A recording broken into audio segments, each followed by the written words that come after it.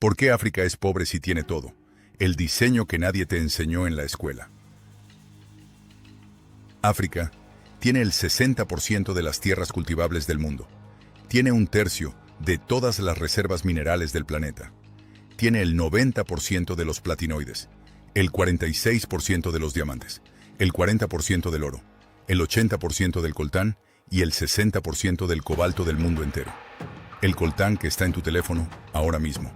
El cobalto que está en la batería de tu computadora. El oro que está en tus joyas.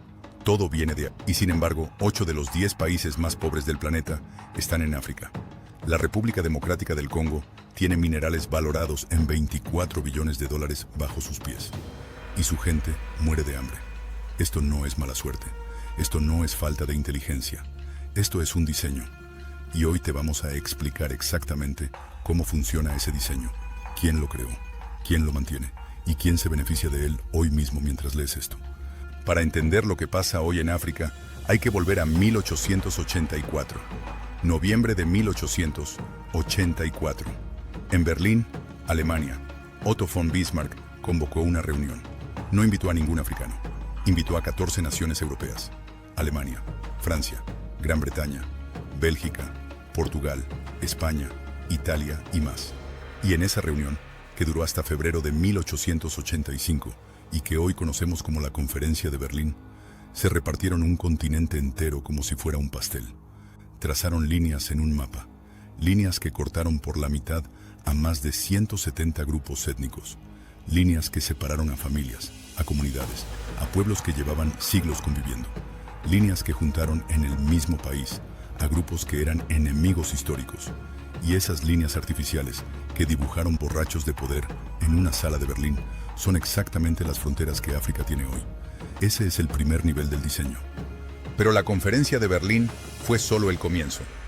Una vez que las potencias europeas controlaron el territorio, construyeron infraestructura, carreteras, puentes, ferrocarriles. Pero no los construyeron para conectar ciudades africanas entre sí. Los construyeron para conectar minas con puertos. Todo el sistema fue diseñado con un único propósito: sacar los recursos de África lo más rápido posible hacia Europa. No había interés en crear economías locales. No había interés en desarrollar industrias africanas. No había interés en educar a la población. El único interés era extraer. Y ese modelo extractivo que construyeron entre 1884 y 1960 sigue funcionando exactamente igual hoy. Pensemos en el Congo belga. Leopoldo II de Bélgica convirtió ese territorio en su finca personal. Obligó a la población a recolectar caucho bajo amenaza de muerte. A quien no cumplía la cuota, le cortaban las manos. No es una metáfora. Le cortaban las manos literalmente. Se calcula que entre 1885 y 1908 murieron entre 8 y 10 millones de congoleños bajo el régimen de Leopoldo II. Cuando la presión internacional obligó a Bélgica a hacerse cargo de la colonia, el sistema de explotación continuó, ahora más sofisticado, pero igual de brutal. Y cuando el Congo se independizó en 1960, Patrice Lumumba, el primer ministro elegido democráticamente, intentó nacionalizar los recursos minerales para que beneficiaran al pueblo congoleño. Lo asesinaron 12 semanas después. La CIA y los servicios de inteligencia belgas participaron directamente. Eso también está documentado. Pero hay algo que muy poca gente sabe. Cuando los países africanos se independizaron entre 1960 y 1990, no se independizaron de verdad, porque las potencias coloniales tenían un plan para mantener el control sin necesitar ejércitos de ocupación. Ese plan se llama deuda. Así funciona. Cuando un país africano se independiza, llegan el Banco Mundial y el Fondo Monetario Internacional y le ofrecen préstamos. Préstamos con condiciones. Esas condiciones se llaman ajuste estructural y significan que el país debe privatizar sus empresas públicas, abrir sus mercados a productos extranjeros, reducir su gasto social y orientar su economía a la exportación de materias primas. En otras palabras, las mismas condiciones que tenían como colonia, pero ahora con deuda encima. Y si el país no puede pagar, porque las condiciones hacen imposible el desarrollo, le dan más préstamos, con más condiciones, y así el círculo nunca se rompe. En 2015, los países de África recibieron 161.600 millones de dólares en préstamos y ayuda.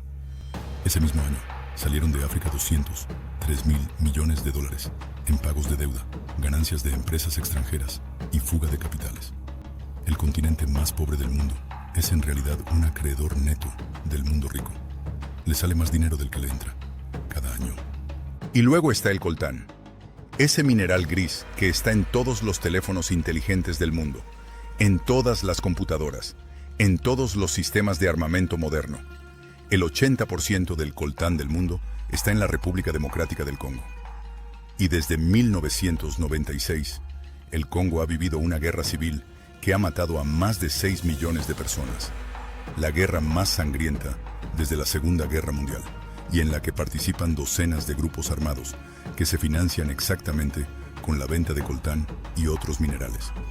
Las empresas tecnológicas más grandes del mundo, las que fabrican tu teléfono, tu computadora, tu tablet, compran ese coltán, saben de dónde viene, saben cómo se extrae, y siguen comprándolo porque es barato, porque la sangre de los congoleños hace que sea barato.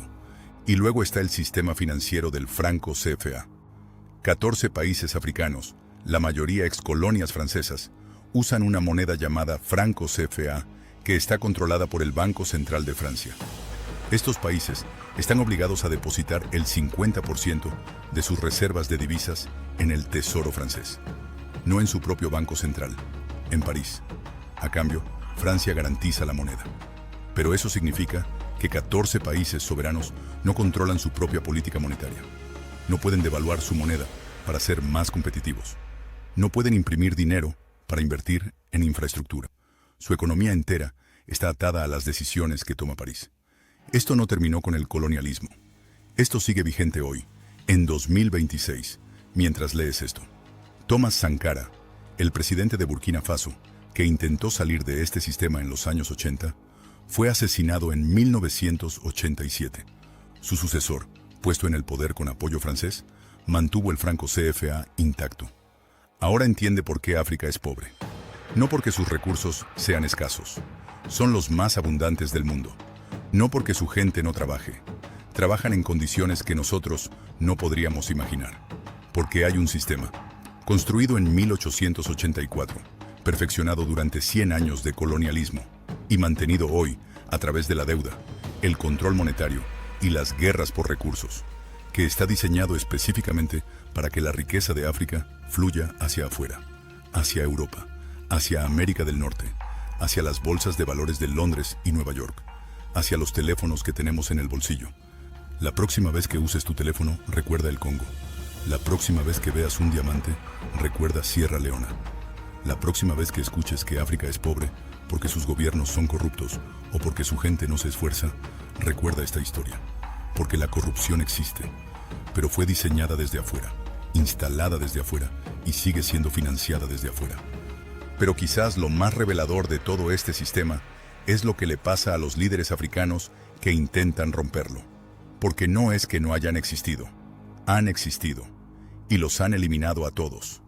Patrice Lumumba, primer ministro del Congo, elegido democráticamente en 1960, quería que los minerales del Congo beneficiaran al pueblo congoleño. Lo asesinaron 12 semanas después con participación directa de la CIA y los servicios de inteligencia belgas. Eso está confesado. Está en los archivos desclasificados. Thomas Sankara, presidente de Burkina Faso, llegó al poder en 1983. En 4 años transformó su país. Redujo la deuda externa. Plantó 10 millones de árboles para frenar la desertificación. Vacunó a 2,5 millones de niños en una semana. Prohibió los coches de lujo para los ministros y cambió su propio sueldo por el salario de un obrero. Se negó a pagar la deuda externa, argumentando que era ilegítima. Dijo en público que el franco CFA era una herramienta de esclavitud moderna. Lo asesinaron en 1987. Su sucesor, Blaise Compaoré, apoyado por Francia, gobernó durante 27 años manteniendo todos los acuerdos con París intactos. Muammar Gaddafi. Amado u odiado, hay un dato que casi nadie menciona. En 2009 propuso crear una moneda africana unificada respaldada en oro, el dinar de oro africano, para que los países africanos pudieran comerciar entre ellos sin depender del dólar ni del franco CFA. Si eso hubiera ocurrido, el control financiero de Occidente sobre África se habría terminado. En 2011, una coalición liderada por Francia y Estados Unidos intervino militarmente en Libia. Gaddafi murió ese mismo año. El proyecto del dinar de oro africano murió con él. Hillary Clinton, entonces secretaria de Estado, fue filmada riéndose cuando le dieron la noticia de su muerte. Chris Hani, Kwame Nkrumah, Eduardo Mondlane, Steve Biko. La lista es larga. El patrón es siempre el mismo. Líder africano intenta recuperar la soberanía de su país sobre sus recursos, su moneda o su política exterior. Y aparece muerto, derrocado o exiliado. No es paranoia, es historia documentada. Y es la prueba más clara de que el sistema que mantiene a África pobre no es un accidente. Es una política activa que se defiende con violencia cuando es necesario. La pobreza de África no es un accidente. Es el producto más exitoso que el sistema colonial ha fabricado y sigue en producción hoy. Comenta abajo lo que piensas. Si quieres entender cómo funciona este sistema a nivel global, el libro que te recomendamos está en la descripción. Y síguenos en Telegram en t.me/Zona Cero Poder para más historias que el poder no quiere que sepas.